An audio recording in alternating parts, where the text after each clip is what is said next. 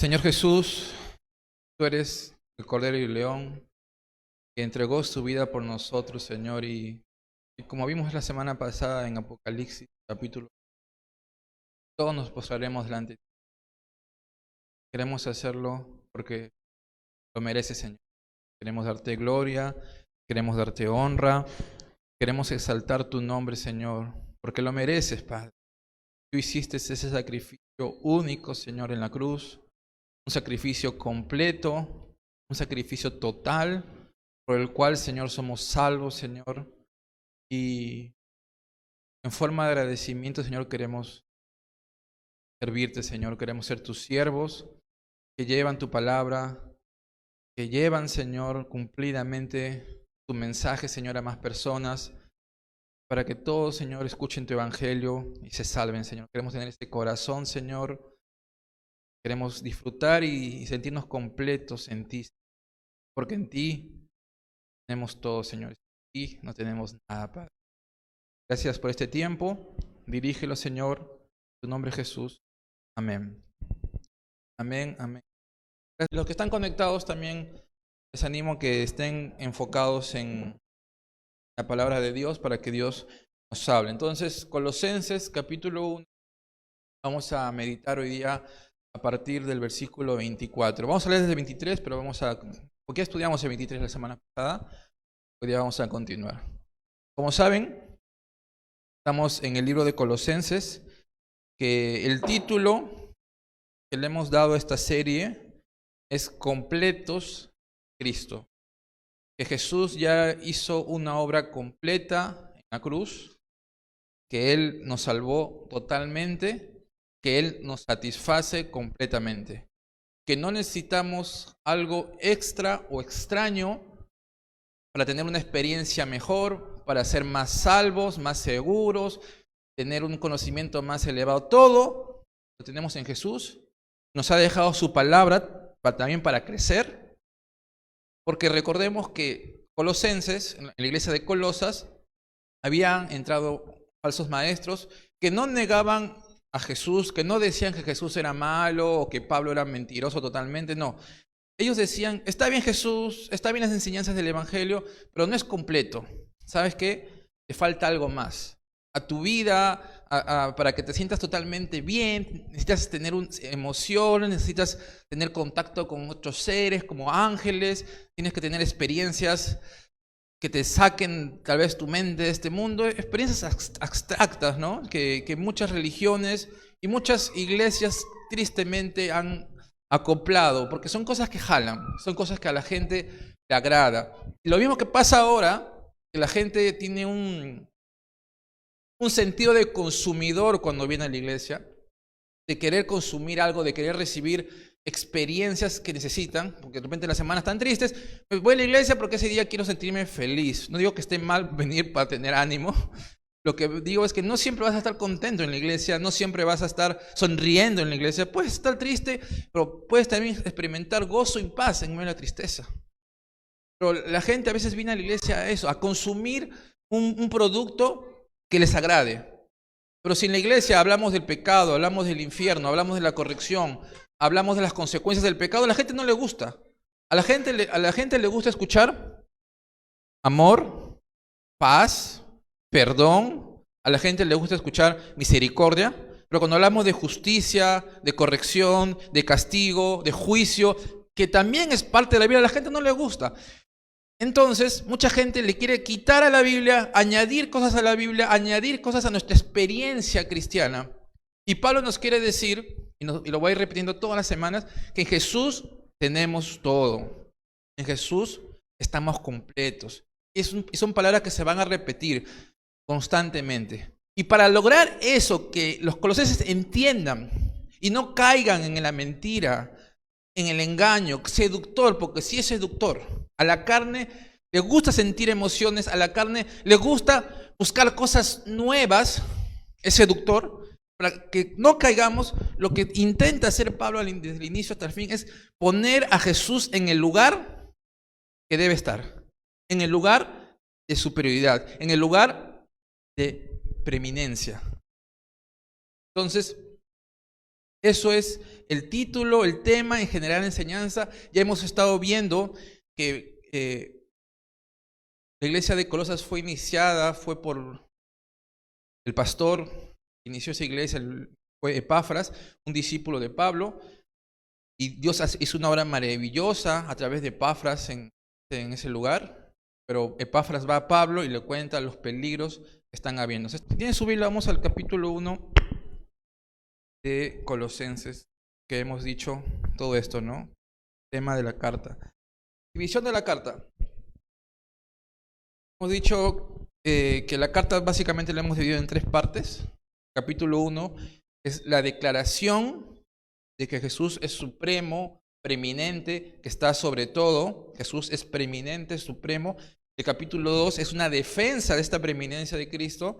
Y el capítulo 3 y 4 es cómo llevamos a la práctica, cómo debe ser nuestra respuesta según esta preeminencia, esta verdad en nuestras vidas.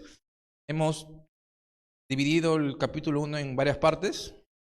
La primera parte es el mensaje, que Jesús es preeminente en el mensaje del Evangelio, que fue la segunda semana que estudiamos Colosenses.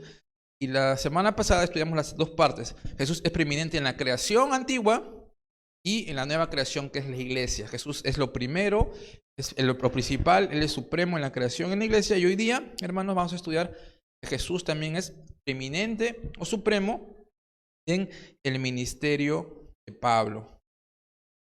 Entonces Jesús es preeminente en el ministerio de Pablo. Colosenses 1 al 20. Me equivoqué. 24 al 29. 24 al 29. ¿Por qué? Pablo acá no hace una defensa frontal, larga de su apostolado, porque no era como en Corintios, lugares que habían criticado a Pablo, no era tanto eso. Pero Pablo tenía que dejar en claro que las enseñanzas de él, el evangelio que él llevaba, era la verdad. Y como era la verdad, estaba completa. Entonces quería confirmarle a los colosenses que el evangelio que ellos escucharon mediante Epafras, que era el pastor que les llevó la palabra a ellos, y que Epafras escuchó por Pablo, era un evangelio real, verdadero, y que ese evangelio, esa enseñanza, esa verdad, la recibió de Dios. Por eso Pablo, aunque no muy largo como otros libros, habla de su ministerio, habla del llamado que tiene, habla de lo que él ha padecido, confirmando, ¿saben qué, hermanos de Colosas? Ustedes han escuchado el evangelio. Epafras, como ya hemos dicho las primeras semanas, era un fiel siervo, y Epafras escuchó también este mensaje de otro fiel siervo, que es el apóstol Pablo. Ya Pablo ha acabado la salutación, porque siempre toda carta comienza con una salutación. Y Pablo quiere animarles que se mantengan firmes y fieles, y que no duden, porque tal vez falsos maestros estaban haciendo dudar de lo que habían escuchado. Entonces leamos. Si en verdad, el versículo 22 hablaba de que somos reconciliados, de que ya estamos santos y sin mancha, irreprensibles delante de Dios, y acá Pablo continúa. Si en verdad permanecen firmes y fundados en la fe y sin moverse de la esperanza del evangelio que han oído, el cual se predica en toda la creación que está debajo del cielo, del cual yo, Pablo, fui hecho ministro. Pablo anima, él dice, ustedes ya son salvos, ustedes ya son adoptados, ustedes tienen la salvación no por obras, sino mediante la fe. Es un regalo de Dios. Es seguro que cuando morimos vamos a ir al cielo, que la salvación no depende de qué tan bueno soy. Entonces Pablo le dice, ¿sabes qué, hermanos? Ustedes son salvos, pero tienen que mantenerse firmes. No es que por mantenerse firmes son salvos, no, porque si no dijéramos que la salvación o la vida no es por obras, no es así, hermanos. Pero un resultado, un fruto de que realmente somos salvos, que realmente nuestra fe es verdadera, que realmente hemos creído, se manifiesta en nuestra vida en un cambio, una transformación en nuestras obras. El cristiano realmente puede caemos todos los días, puede tener un enfriamiento, épocas de enfriamiento cada uno en algún momento de nuestra vida. Nos podemos alejar por un tiempo, no estoy diciendo que lo hagan, no estoy diciendo que lo normalicemos, no estoy diciendo que está bien, al contrario, es horrible la gente que se ha alejado de Dios, de la iglesia, de su cuerpo, ha sufrido consecuencias en su vida y es horrible alejarse de Dios. Eso no estoy diciendo que lo hagan, pero puede suceder. Puede pasar en algún momento de tu vida que por diferentes circunstancias ya te has alejado antes tal vez del servicio a Dios, de su ministerio, de la iglesia, digamos, has coqueteado con el mundo, pero el cristiano verdadero, Dios lo va a traer otra vez. El cristiano verdadero tiene que perseverar, tiene que arrepentirse, tiene que venir. El cristiano no es alguien que no peca, pecamos todos los días, hermanos, pero el cristiano verdadero es el que peca pero se arrepiente. Siente convicción de pecado, sabe que está mal y viene otra vez a Cristo y recibe perdón, y recibe gracia, y recibe misericordia y otra vez vuelve a los pies de Jesús. Entonces Pablo nos anima a decir que tal vez te han entrado dudas de dónde estás parado, tal vez te han entrado temores de la verdad, tal vez sientes que no estás en el camino correcto. No hagas caso a esos temores, no hagas caso a esa duda. Tú tienes que permanecer firme en esta fe que es la esperanza de ese futuro glorioso. Y Pablo dice, del cual yo soy ministro. Yo soy un siervo de esto. Este es el mensaje que yo, dice Pablo, y Epafras también les ha llevado. Y es un evangelio de verdad. Y comenzamos. Ahora me gozo en lo que padezco por vosotros. Y cumple mi carne lo que falta de las aflicciones de Cristo por su cuerpo, que es la iglesia, de la cual fui hecho ministro, según la administración de Dios que me fue dada para con vosotros, para que anuncie cumplidamente la palabra de Dios, el misterio que había estado oculto desde los siglos y edades, pero que ahora ha sido manifestada a sus santos, a quienes Dios quiso dar a conocer las riquezas de la gloria de este misterio entre los gentiles, que es Cristo en vosotros, la esperanza de gloria, a quien anunciamos, amonestando a todo hombre y enseñando a todo hombre en toda sabiduría, a fin de presentar perfecto en Cristo Jesús a todo hombre, para lo cual también trabajo, luchando según la potencia de Él, el cual actúa poderosamente en mí. Entonces vamos a dividir esta enseñanza, hermanos, porque es el ministerio de Pablo, es cómo Dios ha usado a Pablo para confirmarles la fe a los colosenses, porque han escuchado el mensaje de siervos reales a través de Epafras, a través de Pablo. Entonces Pablo habla de su ministerio, habla de lo que él ha pasado y que es un llamado realmente de Dios. Entonces vamos a comenzar, la primera sección del tema de hoy día, hermanos, es el sufrimiento de Pablo. Y vamos a tener claro que él sufre por la causa de Cristo. Si tú lees en Corintios, por ejemplo, hay una lista de todos los males que pasó Pablo. Enfermedades, naufragios, cárcel, latigazos y muchas cosas. Y lo hizo por la causa de Cristo. Y a pesar de todo lo que sufrió, él dijo que nada de eso, cualquier sufrimiento es comparable con toda la gloria que nos espera. Realmente vale la pena sufrir por Cristo. Realmente tomar una decisión de no tener ciertos privilegios por seguir la verdad. Porque a veces la vida nos presenta circunstancias en que nos muestra cosas fáciles y simples que podemos tener algún beneficio positivo para nuestra vida, pero que son pecaminosas, que son encontradas por las cosas del mundo. A veces queremos disfrutar de este mundo y nos negamos a eso por Cristo y, digamos, entre comillas, sufrimos por eso. O a veces somos rechazados por la familia, a veces no conseguimos el trabajo que quisiéramos o no ganamos lo que quisiéramos por seguir a Cristo. No estoy diciendo que siempre pasa, pero puede pasar. Y Pablo sufrió, él sufrió, digamos, fuertemente. A pesar de eso, él permanecía y él seguía y no se rindió y no abandonó, porque lo hizo por Jesús. Él estaba enfocado en Jesús. Cuando Pablo escribe esta carta, escuchen bien, estaba en la cárcel. No estaba ahí en casita, sentado, leyendo su celular, su Facebook, TikTok, no. Pablo estaba en la cárcel con un soldado romano. Iba a ser enjuiciado, iba a ir a través de muchos juicios. Unos años después muere Pablo por la causa de Cristo. Y así como él, muchos apóstoles, muchos siervos de Dios han muerto y siguen muriendo por la causa de Cristo.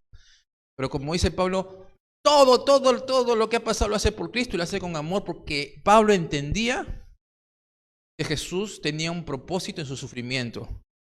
tenía un propósito en las cosas que estaba padeciendo, enfermedades, naufragios, todo tenía un propósito. Y él estaba dispuesto a sufrir por la causa de Cristo, por la causa de la iglesia, para que el evangelio y la palabra de Dios siga y no pare. Y miren lo que dice: ahora me gozo en lo que padezco por Pablo estaba padeciendo. Pablo estaba en un momento muy difícil, específicamente cuando escribí esta carta, estaba en la cárcel, hermanos. Y dice, me gozo.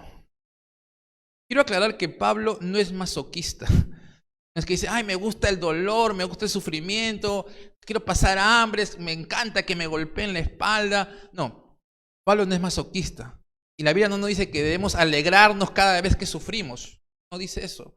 Pero en medio del sufrimiento podemos experimentar este gozo, que no es una alegría pasajera, que no es algo momentáneo, que es una satisfacción única, una confianza única, una seguridad única, que Dios está en control. Podemos estar tranquilos, podemos estar confiados de que Dios está en medio del sufrimiento. Y en medio del sufrimiento puedo experimentar ese gozo que no es un gozo del mundo, que no lo puedo encontrar en ninguna cosa que me ofrezca el mundo, ni las diversiones, ni un partido de fútbol, ni mi familia, ni cualquier cosa me puede dar ese gozo que solo Dios me puede dar. Ni el alcohol, ni las drogas, ni nada creado, hermanos, nos puede dar este gozo que solo Dios nos da. Y Pablo es una persona que no depende de las circunstancias, hermanos. Hay muchos cristianos que cuando me va bien en el trabajo, que cuando estoy bien con mi esposo, con mi esposa, cuando mis hijos están tranquilos, cuando estoy sano, cuando tengo para comer, cuando tengo para divertirme, estoy feliz. Me va bien, estoy contento, Dios mío, muchas gracias por tantas bendiciones. Y puede ser, gloria a Dios si tu vida es así, hermano. Yo me alegro mucho si tu vida es así. Si estás feliz porque tus hijos están en el camino de Dios, si estás feliz porque tal vez tu familia está juntas, estás feliz porque tienes un trabajo, tienes un carro, tienes una casa, tienes un techo, tienes esas cosas, hermanos, los que están escuchando también les digo, yo me alegro. Y Dios te puede bendecir así, sí te puede bendecir así. Y puede ser que nunca pases hambre, puede ser que nunca pases persecución como en otros lados también. Pero la realidad es que vivimos en un mundo caído, en un mundo con la maldición, como vimos la semana pasada, en la creación vieja. Está caído y como está caído hay consecuencias de esa maldición. Nos enfermamos, hay accidentes, hay pérdidas de trabajo, hay cambios de gobierno que, como en Venezuela, por ejemplo, ¿no?, que están sufriendo. ¿Y puede pasar en el Perú? Sí puede pasar. Y cuando haya eso, entonces ya Dios ya no. Cuando estaba bien, Dios, gloria a Dios, te alabo, vengo a tu iglesia, ofrendo, hago, sirvo, todo. ¿Me va mal? No, Dios, tú no has cumplido conmigo, tus promesas no son verdaderas, y comenzamos a quejarnos de Dios. ¿Y saben por qué pasa eso, hermanos? Porque hemos comenzado a poner a alguien más en el lugar de Cristo. Porque si Jesús es lo primero en nuestras vidas, que es el tema de Colosenses, si Jesús es el que reina en nuestras vidas, yo entiendo que como Él es el rey, Él está en control. Yo entiendo que Él tiene un propósito en el sufrimiento. Yo entiendo que lo que sea que esté pasando, Él obra para bien para los que aman para Dios, porque sus planes son de amor, gozo, paz, porque su voluntad es buena, agradable y perfecta. Yo entiendo eso. Y como yo entiendo eso, a pesar de que sufro, a pesar de que lloro, a pesar de que tengo miedo, yo puedo permanecer en el camino de Dios y puedo agradecerle a Dios y puedo estar gozoso porque Dios, Jesús, reina mi vida. Y Él es mi Señor, Él es mi Salvador, Él es mi proveedor, Él es mi guardador. Y puedo vivir confiado y gozoso como Pablo vivía, a pesar del dolor. Pero si tú sacas a Jesús de tu vida, o lo pones en un segundo, tercer plano de tu vida, si sacas a Jesús del lugar que Él debe estar y te pones a ti mismo, o pones a tu familia, o pones a las circunstancias, obviamente te desenfocas. Y comienzas a decir, no me merezco esto. ¿Por qué tanto sufrimiento? ¿Por qué tanto dolor? ¿Por qué me pasa esto a mí? Y mucha gente, muchos ateos, se han vuelto ateos porque les ha pasado algo malo. ¿Por qué perdí a mi mamá? ¿Por qué perdí a mi papá? ¿Por qué me pasó lo esto? Hermanos, es duro. Yo sé que es duro. La vida es dura. Cristianos y no cristianos, la vida es dura. Pero el cristiano tiene algo diferente que el mundano. El mundano se desespera, se deprime, se aloca, hace cosas raras, hasta a veces hasta se suicida, quiere entrar en una depresión, necesitan buscar, para aliviar el dolor, busca el alcohol, busca la droga, busca diversiones, hermanos, pero nada de eso te puede producir el gozo que solo Dios te da. Más aún si sufrimos por la causa de Cristo. Y Pablo estaba bien claro eso. Pablo también tenía miedo, era un hombre como yo y como tú. Pablo sabía que dolía, como te digo, no era masoquista. Pablo y a Jesús también cuando sufrió le dolía igual que a ti y a mí, pero Pablo podía experimentar gozo. Y eso solo, hermanos, te lo da Dios. Eso solo te lo da Dios. Y eso es algo que nos diferencia claramente entre el cristiano. Si Jesús es el centro, si Jesús es el rey de mi vida, yo puedo vivir confiando en Dios, puedo experimentar el gozo. ¿Qué más nos dice Pablo de su sufrimiento? Nos dice, cumplo en mi carne lo que falta de las aflicciones de Cristo por su cuerpo, que es la iglesia. Dice Pablo, yo me gozo y padezco por Jesús y cumplo en mi carne lo que falta de las aflicciones de que es Cristo por su cuerpo, que es la iglesia. Esto, hermanos, es un texto un poco raro, un poco extraño, un poco confuso, que algunos lo han tomado y lo han sacado fuera de su contexto. Dicen, o sea, ¿a Jesús le falta? El sacrificio que hizo Cristo en la cruz no era completo. Lo que dice acá dice, falta de las aflicciones de Cristo. O sea, falta. Como falta, Pablo tenía que completarlo. Y como Pablo tenía que completar ese dolor, nosotros los cristianos tenemos que completar ese dolor. En resumen, en conclusión, para ir al cielo tenemos que sufrir. Uno puede deducir esto de este versículo, puede concluir de este versículo. Y por eso hay gente que dice, yo tengo que golpearme el cuerpo, tengo que meterme latigazos, tengo que sufrir como Jesús sufrió, una corona de espinas para poder ganarme el cielo. Si decimos eso, si eso fuera verdad, si es lo que Pablo quiere decir en este versículo, negaríamos todo lo que hemos visto hasta ahora, todo lo que Pablo ha luchado acá en Colosenses, todo lo que Pablo ha enseñado en todo el Nuevo Testamento, lo que Pablo, Juan, Pedro enseñó, lo que Hebreos enseña que es un solo sacrificio. Cuando Jesús estaba en la cruz, ¿qué dijo?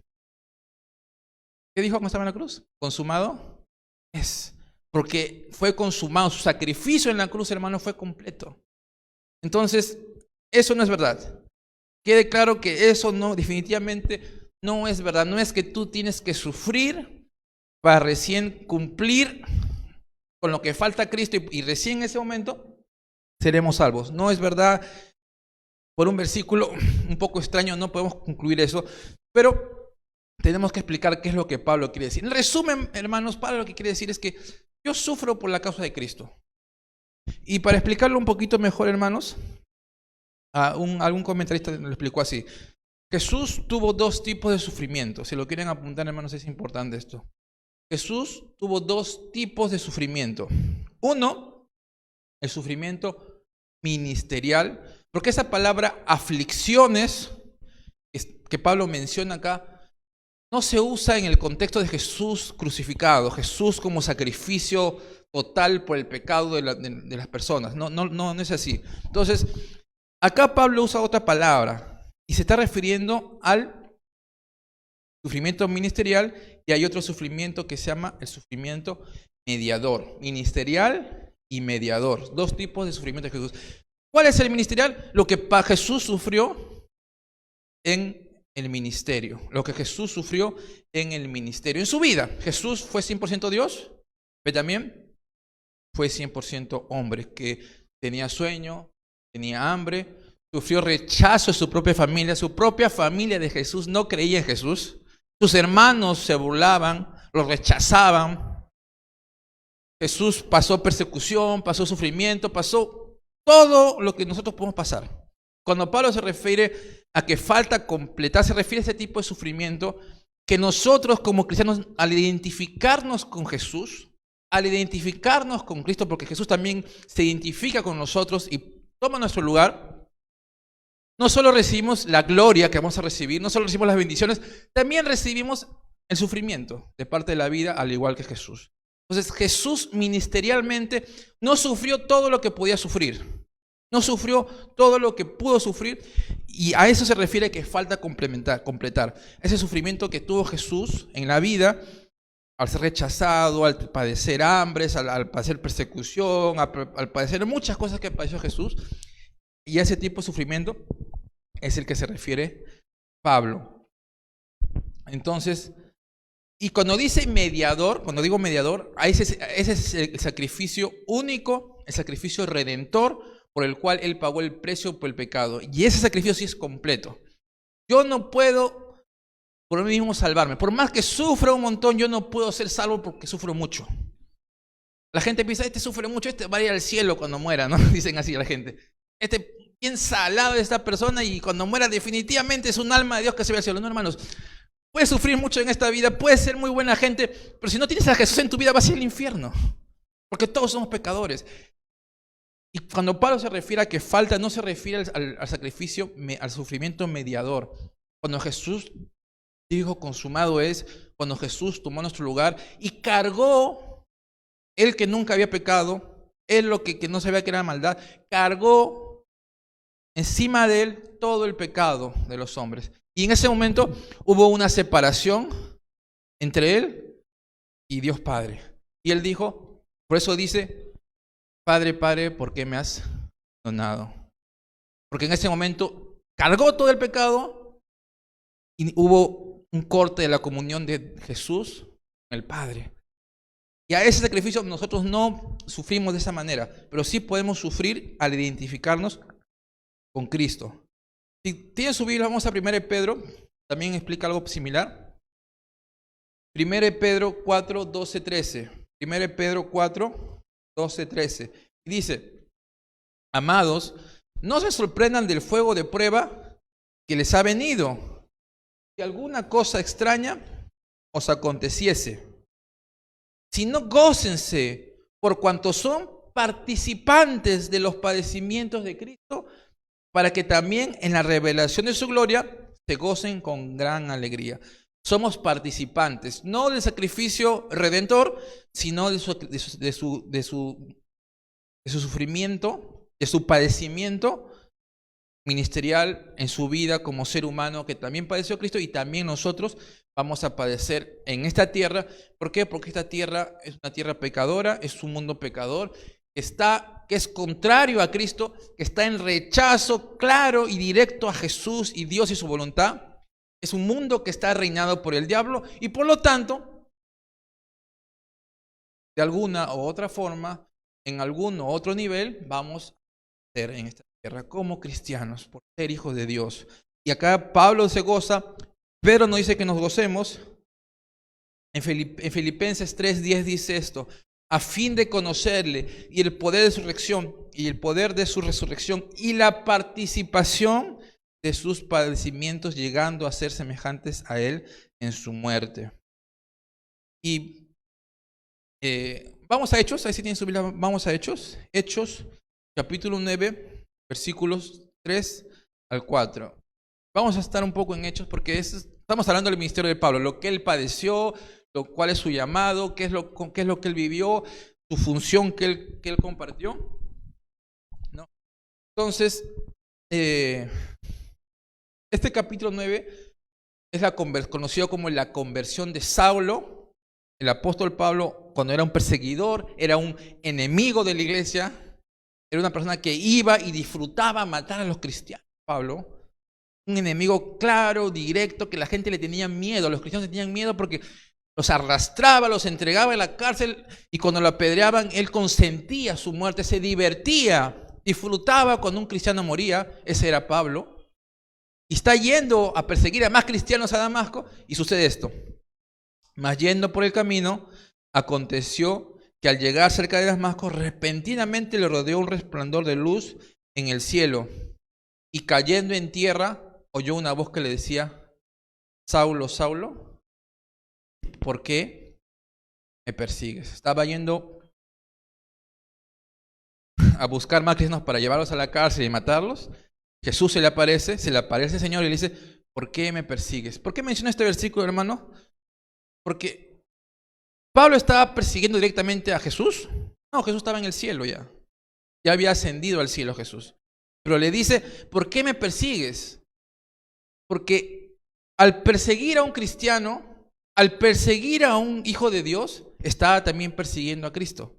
Porque el Hijo de Dios vive en Cristo, se identifica con Cristo, y al hacerlo, al dañar a un cristiano, ¿estás dañando también directamente? Cristo. Y ahí voy el mensaje de que Pablo se identificaba porque ahora vive en Cristo, Cristo vive en él y vive en la fe de Cristo. Y en el versículo 16 dice, también es cuando ya Pablo queda ciego, Pablo entra a un lugar a esperar algo, Jesús se le presenta a Ananías y le dice que vaya Pablo. Ananías le dice: no, yo no quiero ir con Pablo, todos le tienen miedo a Pablo, por favor no me mandes ahí. Y Dios le dice: no, anda, te he dicho que vayas. Anda y ora por él para que se le abran los ojos.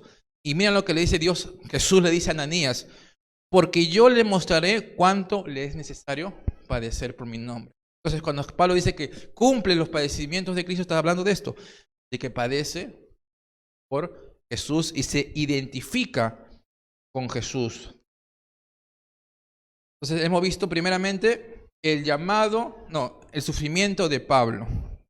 Ahora vamos a ver el llamado de Pablo. Vamos a ver que este llamado, que vimos que Dios lo llama, de lo que hacía, de ser enemigo de Dios, lo llama para ser un siervo, un ministro, como hemos visto. Es un llamado que lo hizo directamente Dios a Pablo. El llamado de Pablo hecho por Jesús. Dice, versículo 25, de la cual, de la iglesia, hablaba de la iglesia, fui hecho ministro según la administración de Dios que me fue dada para con vosotros, para que anuncie cumplidamente la palabra de Dios. Pablo nos da un ejemplo claro, hermanos, de cómo debe ser un ministro de Dios, pastor, un siervo. ¿Cuál debe ser el corazón de un siervo, de un pastor, de un líder que debe estar dispuesto hasta a sufrir por causa de Jesús, de sufrir para que el evangelio crezca, sufrir para que la iglesia crezca en el Señor, en su voluntad? Pero hermanos, este ejemplo que nos da Pablo no es solo para los ministros, no es solo para los líderes. Tienen mayor responsabilidad, sí, tenemos mayor responsabilidad los líderes de la iglesia, los que enseñamos la palabra definitivamente, pero este llamado es para todos, hermanos. Pablo, él dice, él me llamó, mi llamado es ser un ministro. Ahora la palabra ministro tiene un cierto tono de respeto, ¿no? De honorabilidad. ¡Wow! Ahí está el ministro consagrado por Dios. ¡Wow! El llamado, el ungido, ¿no? Y tanto en las iglesias como en el mundo, el ministro, cuando dicen que fue nombrado ministro de economía, ministro de trabajo, ¿cuánto gana ese ministro? Ganan 30,000, 50,000 soles ganan, ¿no? Y ¡wow! El ministro. Y es un término que en nuestros tiempos, tanto en la iglesia como tanto en el mundo, ha tenido un tono de mucho respeto, de wow, hay que aplaudir al ministro, hay que darles un trato especial al ministro. Pero hermanos, en ese tiempo y el significado real de la palabra ministro es un siervo, un esclavo, el que limpiaba los pisos, el que limpiaba las mesas, el que limpiaba los baños, un servidor que está ahí para servir a la iglesia, para servir al pueblo de Dios, no para ser servido, no para que aproveche de la gente, porque Pablo no se aprovechaba de la gente. Y Pablo quiere acá dejar en claro cuáles son sus motivaciones al escribir esta carta, cuál es su corazón para los colosenses, porque normalmente los falsos maestros, en la mayoría de los tiempos, cuando vienen con enseñanzas raras y atraen a la gente, la mayoría busca un beneficio económico o un beneficio de poder. Quiere sentirse importante, quiere que la gente lo aclame, quiere que la gente lo aplauda, quiere que la gente lo felicite. Es normal creer esas cosas. Todos seres humanos nos sentimos bien cuando nos felicitan, nos aplauden, pero no es el corazón que debemos tener. No debemos buscar la fama, no debemos buscar el poder, no debemos buscar el dinero para servir a Dios. Nosotros buscamos glorificar no a un hombre, buscamos glorificar a Dios. Y los falsos maestros que traen en Colosas, los falsos maestros que entraban en ese tiempo, tenían esa intención. Mayormente tienen esa intención. Las grandes iglesias, iglesias lo digo por decir, porque realmente no creo que Cristo esté en ese lugar, donde no se predica casi nada de la palabra de Dios, donde tienen 40 minutos de alabanza tal vez, donde la gente sale y se siente, wow, sentí el toque del Señor hoy día, pero que no se predica a Dios, y como Jesús ya no está ahí prácticamente, porque no está la palabra, al final hacen media hora para las alabanzas, para las ofrendas. Te piden el nombre para que des tu nombre y tus ofrendas. Acá decimos en nuestra iglesia, ahí están las ofrendas, el que quiere va, el que no quiere. Acá tratamos a todos por igual porque ni Víctor, ni mi corazón, ni ninguno de los líderes saben que buscamos eso. Pero normalmente la gente que quiere tener iglesias grandes, inmensas, es para aprovecharse de la gente. Es para aprovecharse. No digo que esté mal que un pastor reciba una ofrenda, reciba y pueda vivir del ministerio. Está bien si Dios lo permite, pero no debe ser el corazón. Y Pablo deja en claro eso. Yo soy un ministro, soy un siervo. Soy un siervo, fui hecho ministro, Jesús me hizo ministro, Jesús es el centro y yo vivo por Él. Y Él, según su voluntad, según su administración, según lo que Él quiso, Él me llamó a ser un siervo y ese es el corazón que tú y yo debemos tener, servir a la gente y entender también, así como cuando Pablo perseguía a la iglesia, perseguía a Cristo, cuando tú sirves a la gente estás sirviendo a Dios. Cuando tú le ayudas a un hermano, lo estás haciendo a Jesús. Si Jesús viene y se para acá, literalmente se para acá y te pide, Oscar, haz esto por mí, yo creo que sin duda lo harías porque es Jesús. Pero si viene Javicho y te lo pide, no sé, Javicho, tal vez tengo tiempo, te ayudo, ¿no? Lo dudamos, pero no entendemos que al hacerlo a Javicho o al hacerlo a cualquier persona, lo estamos haciendo para Dios. Lo hacemos para Jesús. Al servir a la iglesia, servimos a Jesús y eso lo entendía claramente Pablo.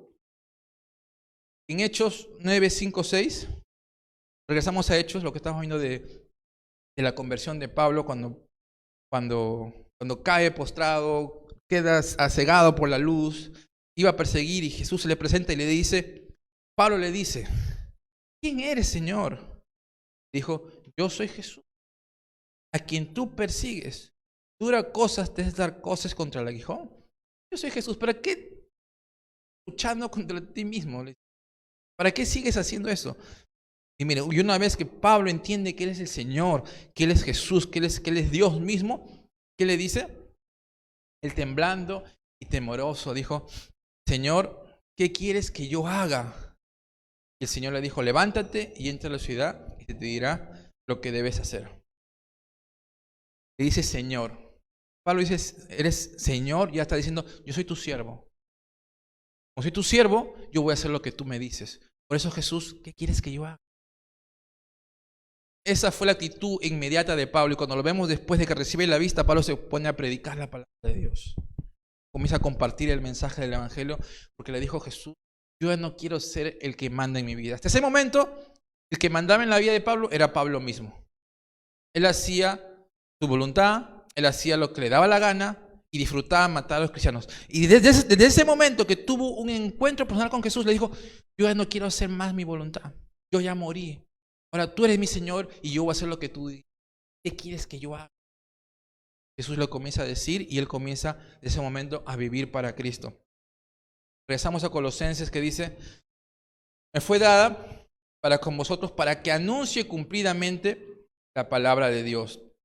Entonces el llamado principal de la iglesia, de todo siervo de Dios, es anunciar todo el consejo de Dios. Mi llamado no es contarle chistes. Mi llamado no es distraerlos aquí. No es tu llamado tampoco. No es satisfacer a la gente, pedidos. No es simplemente hacer lo que a ustedes les gusta. No.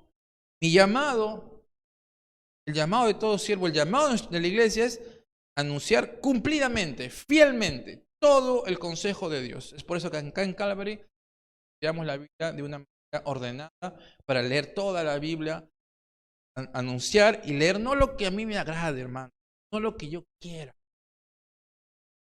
Podemos comenzar acá cada semana a leer un tema diferente. Vamos a hablar del amor, la próxima semana, la próxima semana de sanidad. ¿Qué más le gusta? La próxima semana de la diversión. La próxima semana hablamos, no sé, de matrimonios, cómo se debe amar en el matrimonio. Y son temas atrayentes que a la gente le gusta, hermanos. Pero acá no hacemos eso porque acá queremos anunciar la palabra de Dios, no lo que me gusta a mí. Y por eso es nuestra responsabilidad anunciar cumplidamente la palabra de Dios. Me encantó esta frase que escuché. Sin el ministerio principal, que es la palabra, la iglesia de Dios debilita, muere o adquiere formas extrañas. Si la palabra de Dios no es el ministerio principal en la iglesia, si no es lo más importante de la iglesia, porque todo ministerio debe tener guiado por la palabra. Alabanza, oración, de semana, de servicio, los niños, cualquier ministerio que pueda haber en la iglesia, el principal debe ser la palabra. La palabra debe guiar y reinar cualquier ministerio. Si la palabra no es el ministerio principal, la iglesia de Dios simplemente se va a debilitar, o va a morir, va a parecer viva porque hay gente, pero espiritualmente está muerta porque no está la palabra, o adquiere formas raras, que es lo que ha pasado. La Biblia dice que mi pueblo perece por falta de conocimiento. Entonces la palabra debe ser lo principal en la iglesia y en nuestras vidas. 26. Anunciar cumplidamente la palabra de Dios, dice Pablo, el misterio, anunciar este misterio que había estado oculto desde los siglos y edades, pero que ahora ha sido manifestado a sus santos. Cuando Pablo se refiere a misterio, es algo que estaba oculto, como dice acá, pero no habla como un acertijo que solo gente especial y iluminada puede llegar a conocer a través de un proceso de conocimiento y de elevación y estudio y de concentración y de meditación, como muchos enseñan ahora.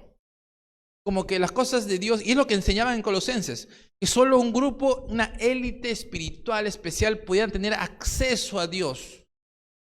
Que Jesús no era Dios totalmente, que teníamos que buscar ángeles y otras entidades espirituales y tener trances espirituales y tener movimientos que nos muevan para recién tener un acercamiento a eso que Dios nos quiere decir. No, hermanos.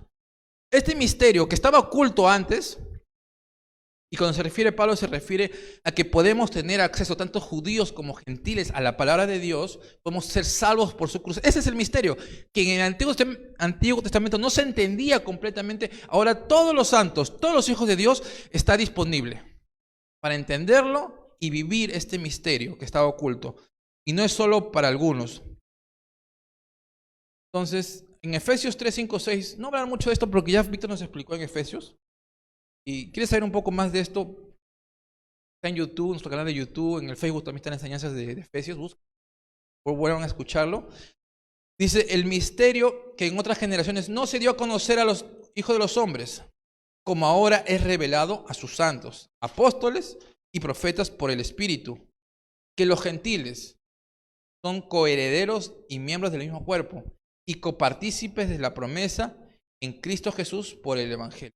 Entonces, cuando Pablo se refiere a este misterio, se refiere a la iglesia, que todos podemos tener acceso a Dios. Antes no, antes solo los judíos tenían que hacer sacrificios y ese sacrificio podían tener cierta cercanidad al templo donde estaba la gloria de Dios. No, ahora todos a través de Jesús podemos tener acceso a Dios mismo y de esa manera Dios vive en nosotros y somos templo del Espíritu Santo y Jesús es completamente Dios. Ese es el misterio. Que antes no se entendía, pero que ahora ha sido revelado. ¿Para quiénes? Para todos. Para ti y para mí, hermano, para todos. 27. ¿A quiénes Dios quiso dar a conocer las riquezas de la gloria de este misterio entre los gentiles? Que es Cristo en vosotros, la esperanza de gloria. Jesús es el centro de la enseñanza de Pablo. Jesús es el centro del mensaje de Pablo. Jesús es el centro de la vida de Pablo. Pablo sufría por Cristo y Pablo seguía predicando a Cristo. Es Cristo en vosotros la esperanza de gloria. No es nuestro trabajo, no es nuestra devoción a Dios, no es el poder ni nuestra propia espiritualidad. Es la presencia de Dios en nuestras vidas, el Espíritu Santo que vive en nosotros, Cristo en nosotros, es lo que nos hace salvo y nos capacita para poder vivir esta vida. 28. A quien anunciamos, a este Cristo, amonestando a todo hombre y enseñando a todo hombre en toda sabiduría, a fin de presentar perfecto en Cristo Jesús a todo hombre.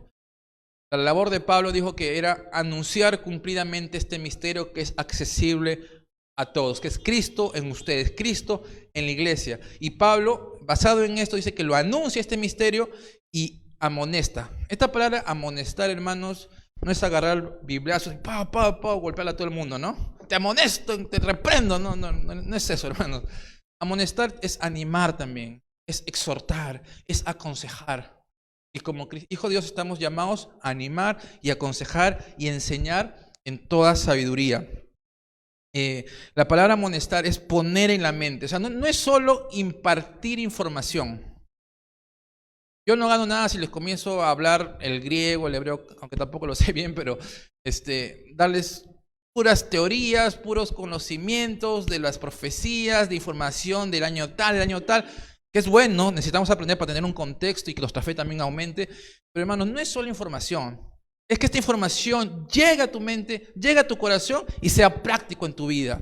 Ese es el trabajo del líder, ese es el trabajo de Pablo y es el trabajo de todos nosotros. Amonestar a tal punto que esa información no solo quede como información, sino que sea una realidad en tu vida. Por eso animamos y amonestamos. ¿Para qué?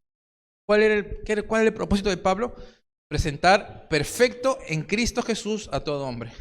Acá perfecto significa maduro. Pablo no solo tenía la responsabilidad, te predico el evangelio y nos vemos hasta el próximo año, hasta que tú quieras, hasta que me busques, no. Te predica el evangelio, hermanos, pero también esa persona que ha recibido a Cristo, esa persona que cree en Cristo, nuestra responsabilidad es discipularlo. Nuestra responsabilidad como hijo de Dios es que esa persona pueda madurar, pueda crecer en el conocimiento de Dios, pueda crecer en el camino de Dios. Es la responsabilidad de todo hijo de Dios presentar perfecto, que esa persona madure en Jesús. Como dice acá, es a todo hombre. Esta madurez, esta perfección no es solo para un grupo, para todos los cristianos podemos llegar a tener esta madurez espiritual que es la responsabilidad de toda persona, hacer crecer a las personas en Cristo. Entonces, si vemos a alguien triste, en dudas, si vemos a alguien con temor, con miedo, que se ha enfriado, que ha dejado de venir a la iglesia, si vemos a alguien que quiere buscar de Dios y necesita a alguien, tenemos que estar dispuestos nosotros a separar tiempo para enseñar, discipular, compartir, animar, decirle ven a la iglesia, darles unos versículos, darles palabras de ánimo, aconsejar, tener tiempo. Ese es el llamado de todos nosotros. Entonces, Pablo sufría mucho, pero no se rindió. Pablo sufría mucho y aún así siguió cumpliendo su llamado a anunciar la palabra. Ni las cárceles le limitaba a Pablo para que siga llevando. De alguna forma u otra, a pesar de los límites de dolor, él seguía fielmente llevando la palabra, que la gente crezca y madure en el conocimiento de Dios. La pregunta es, ¿cómo Pablo podía tener gozo en el sufrimiento? ¿Cómo Pablo podía perseverar a pesar de las dificultades? ¿Cómo Pablo podía cumplir fielmente su llamado? ¿Por qué no se rendía? ¿Cuál era el secreto de Pablo? ¿Cómo era posible? ¿De dónde provenía esto? ¿De Pablo mismo? Este poder, este cumplimiento que él hacía, este aguantar el sufrimiento, ¿por qué lo hacía Pablo? Porque era un poder que provenía. El poder de Pablo proveniente de Jesús. 29. Para lo cual también trabajo luchando, ¿según qué? La potencia de él, la cual actúa poderosamente. Pablo fue un instrumento de Dios maravilloso. Maravilloso. Él sí tenía estudios, era una persona preparada, una persona ganadamente capaz, pero él dijo, todo eso para mí es basura. Lo tengo como pérdida por el poder de Dios. Y lo que ahora vive, dice Pablo, él lucha Lucha no según su conocimiento, no según su experiencia, no según lo que él puede hacer, sino según el poder de Dios. Hermanos, están sufriendo, Dios te da el poder para aguantar y no rendir. Si tienes miedo de cumplir tu llamado, Dios te puede capacitar. No apenas, porque su poder no es chiquito, porque el poder de Dios es poderoso, tiene una potencia tremenda, hermano, que Dios te puede usar para cumplir el llamado que Dios te da. Dios te puede capacitar a ti, sea la circunstancia que estés, sufras o no sufras. Dios te puede dar sabiduría en lo que necesitas, te puede dar guianza para tu familia, te puede dar dirección en tu trabajo. A veces pensamos que solo el poder de Dios es para predicar la palabra, que el poder de Dios es solo para orar y para llevar el evangelio y para cantar acá en la iglesia. No, hermanos, en cualquier cosa que hagamos podemos depender del poder de Dios, hasta para trabajar en lo que hacemos, para guiar a nuestros hijos, para cualquier cosa, hermanos, que a veces te sientes incapaz, que no puedes, Dios te puede dar, porque todo lo puedo en Cristo que me fortalece. Todo lo podemos en Cristo que nos fortalece, hermanos. Y su poder se glorifica en la debilidad. Si sientes que ya no puedes, si sientes que quieres rendirte, es el momento que necesitas depender más de Dios. Porque cuando soy débil, Corintios dice, entonces soy fuerte. Porque su poder se glorifica en nuestras vidas y podemos decir, no soy yo, es Dios el que me usa. Es Dios el que me ha ayudado a salir adelante. Es Dios el que me ayuda para no rendirme a pesar de mi enfermedad. Es Dios el que me da las fuerzas para no rendirme y no caer en depresión. Es Dios que me anima para afrontar mi problema. Es Dios que me va a ayudar a buscar un trabajo. Es Dios.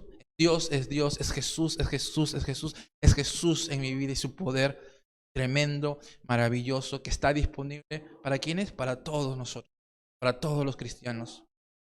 Si puedes vencer los vicios, si puedes vencer prácticas negativas en tu vida. Dices, no puedo dejarlo, es imposible para mí, mi carne me lo pide, no puedo dejar de ir a tal lugar, no puedo. Sí se puede, hermanos, con Dios todo lo puede. Todo se puede en Cristo. Pablo lo pudo, tú lo puedes, yo lo puedo, hermanos, y podemos vencer cualquier debilidad, cualquier dificultad, que somos más que vencedores. Cristo. Pero también por otro lado, hermanos, Pablo dice que él trabaja y él lucha. La palabra trabajo y lucha habla de un trabajo arduo hasta el agotamiento. Lucha habla de un atleta que se esfuerza hasta agonizar y no se rinde. El poder está ahí, pero también está el balance de la responsabilidad del hombre de levantarse y usar ese poder para obrar. Es importante que tú también te esfuerces, pongas de tu parte, digamos en el sentido de que seas responsable y hagas las cosas que tienes que hacer, que sabes que tienes que hacer. Si tú dices, estoy sin trabajo, Dios, por favor, mándame en tu poder un trabajo. Y te quedas en tu casa viendo tu Netflix, sentado, a ver que llegue mi trabajo, que Dios del cielo me una luz y me mande el trabajo. Hermanos, Dios usa y se glorifica y Él pone el querer como el hacer, pero tú también tienes que querer. Si tienes una debilidad, no sé, la pornografía, no veas celular en la noche, apaga el televisor cuando estés solo, porque puedes caer en la pornografía. Dios te da el poder, pone el querer como el hacer, pero eso no te quita tu responsabilidad, no quita el hecho que tienes que evitar amistades, que tienes que buscar a Dios. Por ejemplo, quiero leer mi Biblia, Señor, levántame temprano a las 6 antes de trabajar para leer mi Biblia. Pon tu despertador, hermano. Pon tu despertador y ponte a orar y ponte a leer tu Biblia. Ahí cuando dice, vamos a estar cansados, agonizando, luchando, pero con el poder de Dios. Dios te da el poder, Dios te capacita, pero también tú eres responsable de esforzarte para lograr la voluntad de Dios en tu vida. Eso es todo, hermanos, por hoy. Espero que haya quedado claro. Jesús es lo primero en la vida de Pablo. Pablo depende del poder de Jesús. Jesús es el Señor de Pablo. Por lo tanto, Pablo llevó un evangelio completo, suficiente, y es todo lo que necesitamos, porque con Jesús tenemos todo, y sin Jesús no tenemos nada. Entonces hay que seguir y perseverar en este evangelio que escuchamos a través de una persona que fue fiel, lo escuchamos a través de Pablo, a través del mensaje de la Biblia. Y este mensaje es verdadero. A pesar del sufrimiento, hermanos, repito, hay que perseverar y seguir. Y eso no nos quita que debemos seguir siendo nuestro llamado como siervos, como fue Pablo. Vamos a orar, hermanos. Señor mío, muchas gracias, Señor, por este tiempo. Gracias por tu palabra. Gracias por ese poder, Señor, que está disponible para nosotros. Somos débiles, somos pecadores, luchamos día a día, pero tú nos das el poder. Ese mismo poder que actúa en Pablo también puede actuar en nosotros. Yo te pido que nos llenes de tu Espíritu Santo, nos capacites para tu obra, nos capacites para tu servicio y que la gloria sea para ti, Señor. Danos ese querer como el hacer, Señor, de llevar cumplidamente tu palabra, de que el Evangelio y tu palabra sea lo primero en nuestras vidas y que a pesar del sufrimiento, Dios mío, podamos perseverar y seguir y gozarnos, Señor, sin rendirnos, Señor. Gracias por esta iglesia, gracias por tu palabra. En tu nombre, Jesús. Amén.